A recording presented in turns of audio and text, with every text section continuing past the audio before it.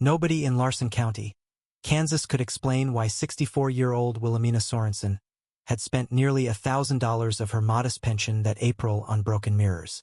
Not new ones. Cracked bathroom mirrors, shattered vanity glass, old car side mirrors, anything with a reflective surface that the county's 2 salvage yards and half a dozen garage sales were happy to sell her cheap, since nobody else wanted them.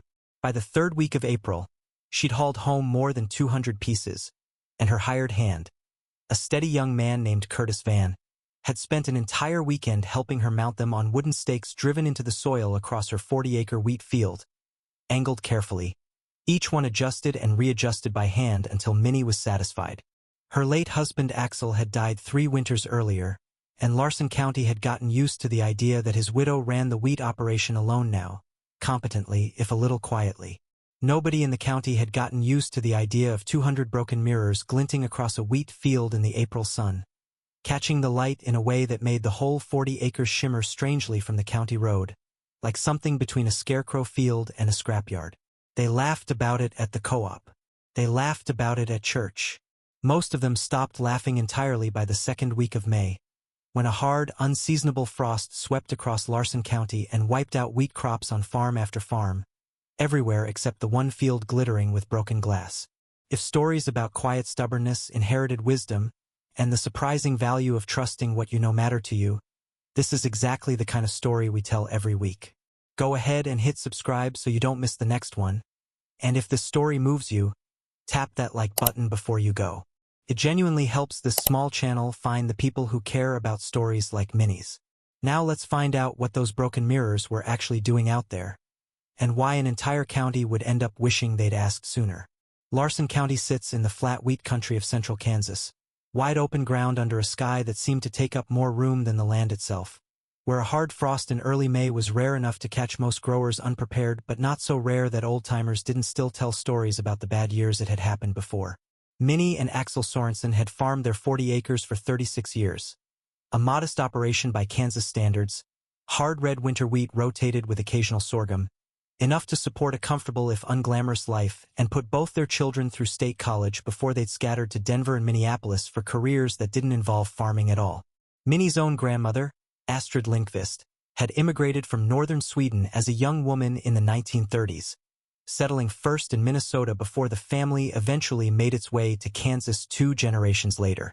Astrid had lived with Minnie's family for the last decade of her life, and Minnie, the youngest grandchild and the one who'd shown the most patience for an old woman's long, meandering stories, had absorbed more of Astrid's practical, hard-won farming knowledge than anyone else in the family ever bothered to.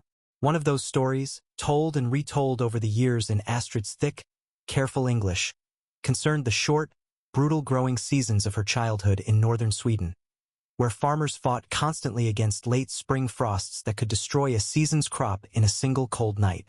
Astrid's own mother, she'd explained, along with most of the women in their farming community, had practiced a technique passed down through generations of subsistence farming in that unforgiving climate. Mounting polished tin, old mirror shards, anything reflective they could scavenge, angled carefully across vulnerable fields to catch and redirect additional sunlight onto the soil throughout the day.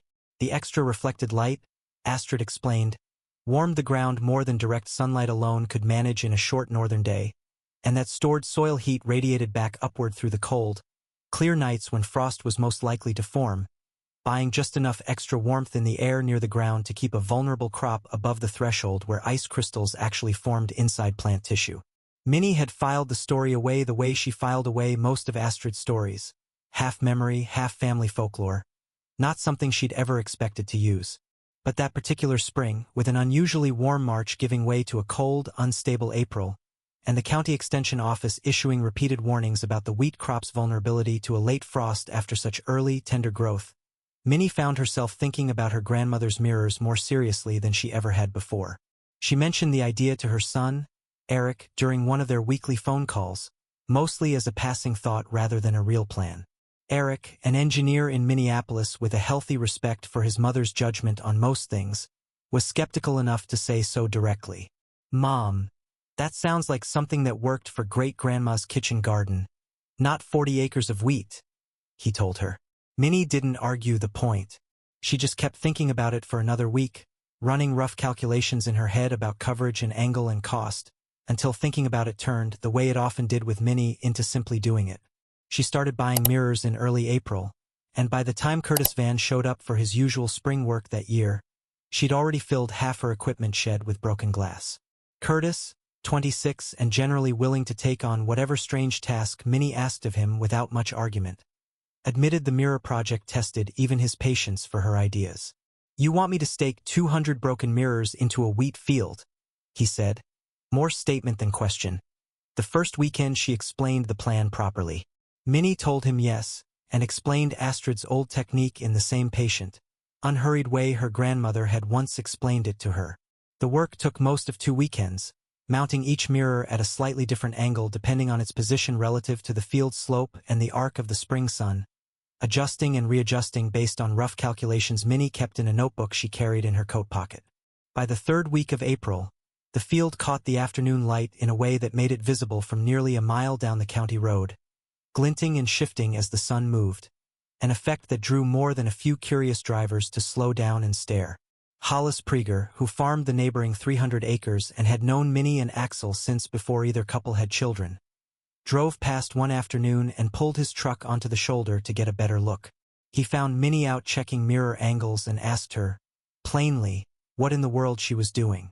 Minnie told him about Astrid, the old technique, the reasoning behind it, all of it delivered with the same calm confidence she'd have used describing a normal spring planting decision. Hollis listened politely, nodded, and drove off without saying much more, though he mentioned the conversation to his wife that evening in a tone that suggested he wasn't entirely sure what to make of it. At the co-op that week, the story took on the shape these things usually did in a county that size. Somebody said Minnie Sorensen had spent her whole pension on broken mirrors. Somebody else said grief did strange things to people, 3 years on or not.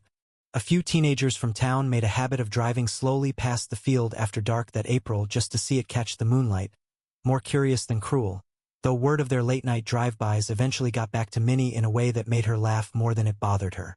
The frost warning came on the 2nd of May, an unusually strong cold front dropping temperatures across the county well below freezing overnight, arriving after weeks of mild weather that had left the region's wheat crop tender, actively growing, and far more vulnerable to frost damage than it would have been earlier in the season.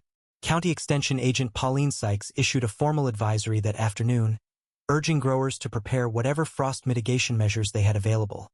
Irrigation where possible, wind machines for the handful of operations that owned them, though most Larson County wheat growers, Minnie included in every practical sense except her mirrors, had no meaningful protection against a hard frost hitting 40 acres of open field. The temperature that night dropped to 26 degrees across most of the county, low enough and sustained long enough to cause severe damage to actively growing wheat, freezing the delicate tissue inside developing stems and heads in field after field. Hollis Prieger lost an estimated 30% of his crop. 2 other operations along the same stretch of county road reported losses closer to 40%. The county's overall wheat yield projection dropped sharply within days of the frost event, a real economic blow for a region that depended heavily on that single crop. Minnie's field, when Pauline Sykes came out 3 days later to assess frost damage across the affected area, showed almost none. The wheat stood green and undamaged, row after row, in stark visual contrast to the yellowing, frost-burned stands on every neighboring property she'd surveyed that week. Pauline, who'd built a career on being appropriately skeptical of folk remedies, spent a full afternoon walking Minnie's field with a soil thermometer, taking readings at multiple points and comparing them against readings from Hollis Prieger's unprotected field a half-mile away. What she found, though she was careful afterward to describe it as preliminary and worth further study rather than definitively proven, was a soil temperature differential of nearly 4 degrees between the 2 fields, Minnie's consistently warmer, particularly in the hours just before dawn when the frost damage would have occurred. The mirrors, she explained to a skeptical but increasingly attentive gathering at the following week's extension meeting, had likely increased the total solar energy absorbed by the soil throughout each sunny day that April, building up just enough additional thermal mass in the ground to measurably slow the field's overnight cooling during the frost event, buying Minnie's wheat the few critical degrees of difference between survival and serious damage.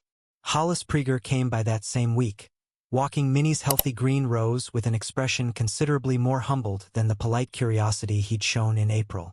"I want to know exactly how many mirrors I need for 300 acres, he told her, and Minnie, laughing for the first time in what felt like a stressful month, told him she'd have to do the math. By the following spring, for farms across Larson County had installed some version of Minnie's reflective field markers ahead of frost season, and Pauline Sykes had begun formally documenting soil temperature differentials as part of a broader county study on low-cost frost mitigation techniques for growers who couldn't afford expensive wind machines or irrigation systems. Eric, who'd been gently skeptical over the phone that April, drove down from Minneapolis that June specifically to see the field his mother had built out of scavenged glass and a grandmother's old story, and stood at its edge for a long while before telling her, quietly, that he owed great-grandma Astrid an apology. Minnie never made much of what happened that spring. When people asked how she'd known it would work, she usually gave some version of the same answer. She hadn't known, not really, not with certainty. She'd simply remembered an old woman's patient explanation closely enough, and trusted it seriously enough, to spend a pension on broken mirrors rather than let a story that had once saved her grandmother's family go untested one more season. There is a particular kind of knowledge that survives not in books or bulletins but in the patient retelling of people who lived through hardship the rest of us only hear about secondhand. Minnie Sorensen hadn't set out to protect an entire county's wheat crop or prove an old family story true in front of skeptical neighbors. She'd simply refused to let her grandmother's hard-won memory die quietly in a drawer of old stories, and in trusting it seriously enough to act on it, she showed Larson County that the wisdom worth keeping is often exactly the kind that looks the strangest right up until the night it matters most.